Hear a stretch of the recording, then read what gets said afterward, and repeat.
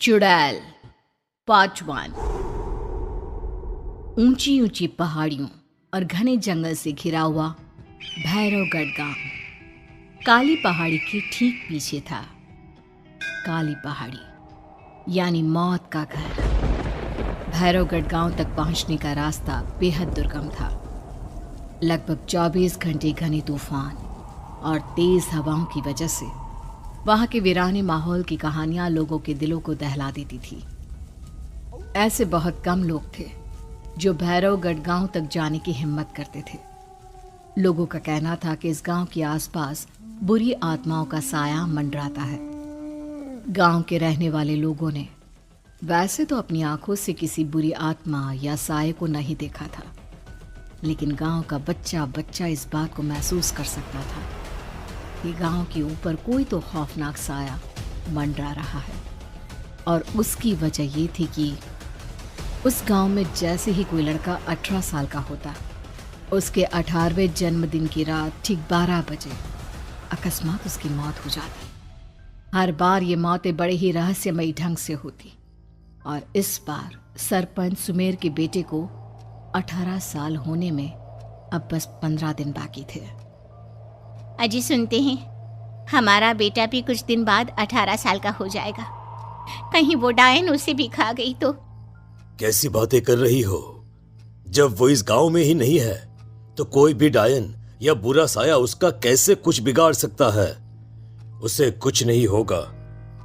हाँ जानती हूँ, आपने उसे पढ़ाई के बहाने इस गांव से बाहर निकाल शहर भेज दिया है, लेकिन ये भी तो सच है ना कि वो बार बार यहाँ आने की जिद करता रहता है। वो चाहे कितनी भी जिद कर ले जानकी, पर मैं उसे इस गांव में कभी वापस नहीं आने दूंगा। मैं नहीं चाहता कि गांव के दूसरे लड़कों की तरह मेरे बेटे की भी अजीबोगरीब ढंग से मौत हो जाए। कभी कभी तो लगता है कि हम सब गांव वालों को हिम्मत करके अपने गांव को इस बुरी आत्मा से छुड़वा लेना चाहिए। लेकिन कौन जानता है आखिर वो खतरनाक साया किसका है? वो काली आत्मा कौन है जो रातों रात हमारे गांव के लड़कों को निगल जाती है? सुमेर और जानकी जब ये सारी बातें कर रहे थे तब रात के लगभग 10 बज चुके थे और हर रात की तरह भैरवगढ़ गांव एक भयानक काले तूफान की आगोश में था। बाहर चल रही तेज हवाएं और बारिश के बीच कभी कभी ऐसा लगता जैसे कोई बुरी तरह से चीख रहा है। किसी के तड़पने और चीखने की आवाजें गांव के कानों में बार बार टकराती, पर वहां रहने वाले किसी भी औरत या आदमी के अंदर इतना साहस नहीं था कि वो अपने घर से बाहर कदम रख के उन आवाजों तक पहुंच सके। सो जाओ जानकी और घर के खिड़की दरवाजे कसकर बंद कर दो। अब जानकी सब खिड़कियां ठीक से बंद करने ही लगती है कि तभी उसे अपने घर के दरवाजे पर जोर जोर से खटखटाने की आवाजें सुनाई देती है। इन आवाजों को सुनकर जानकी और सुमेर के चेहरे डर से पीले और हाथ पैर ठंडे पड़ जाते हैं। जानकी, जानकी, इतनी रात कौन होगा? पता नहीं, ऐसा लग रहा है कोई बुरी तरह से दरवाजा खटखटा रहा है। अरे हाँ, पर किसी की आवाज भी तो नहीं आ रही। क्या करूं? दरवाजा खोल लूं या नहीं? कहीं ऐसा ना हो कि किसी को हमारी मदद की जरूरत हो। लड़खड़ाते कदमों से सुमेर दरवाजे के करीब जाता है और अपने कान को दरवाजे पर रख धीरे से आवाज देते हुए पूछता है, कौन है? कौन है वहां? तभी एक बेहद डराने वाली आवाज उसके कानों से टकराती है। दरवाजा खोलो, दरवाजा खोलो, वरना आज की रात इस गांव में कोई जिंदा नहीं बचेगा। मैं जानती हूँ तुम्हारा बेटा 18 साल का होने वाला है। अगर उसकी जान की जरा भी परवाह है तो दरवाजा खोल दो।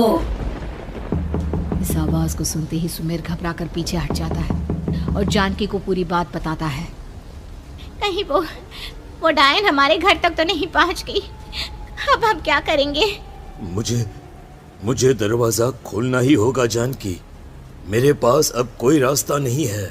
इतना कहकर सुमेर डर से अपनी दोनों आंखें कसकर बंद करता है और कांपते हाथों के साथ झटके से दरवाज़ा खोल देता है। तभी किसी के जोर से हंसने की आवाज़ सुमेर और जानकी को सुनाई देती है। उस आवाज़ को सुन दोनों दरवाजे की तरफ देखते हैं और सामने अपने बेटे राहुल को खड़ा देख दंग रह जाते हैं। राहुल के हाथ में उसका मोबाइल होता है जिसमें से वो आवाज़ बज रही थी।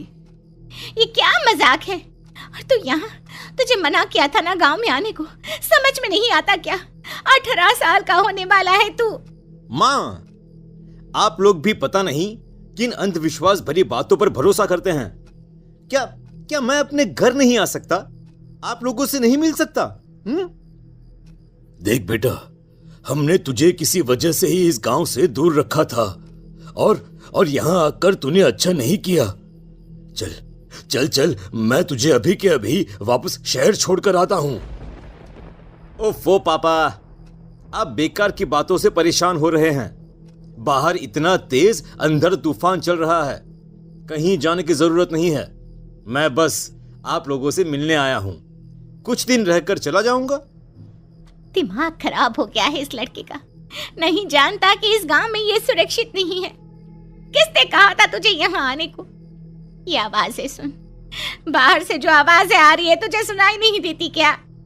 अरे माँ, जब जोर से तूफान चलता है, तेज हवाएं चलती हैं, तो इसी तरह की आवाजें आती हैं। ये बहुत नॉर्मल है माँ। नॉर्मल होगी तेरे लिए बेटा। 4 दिन शहर में पढ़कर आया है तो अपने माँ बाप की बात नहीं मान सकता। माँ, मुझे अभी बहुत जोरों से भूख लगी है, पहले कुछ खिला दो, और रात भी बहुत हो गई है। हम इस बारे में कल बात करते हैं, ठीक है? राहुल के वापस आ जाने से जानकी और सुमेर की आंखों की नींद उड़ गई थी।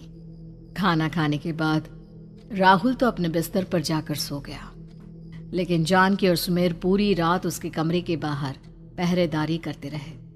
उन्हें पल पल इसी बात का डर था कि कहीं उनके बेटे को कुछ हो ना जाए। रात बीतती है, सुबह का सूरज निकलता है।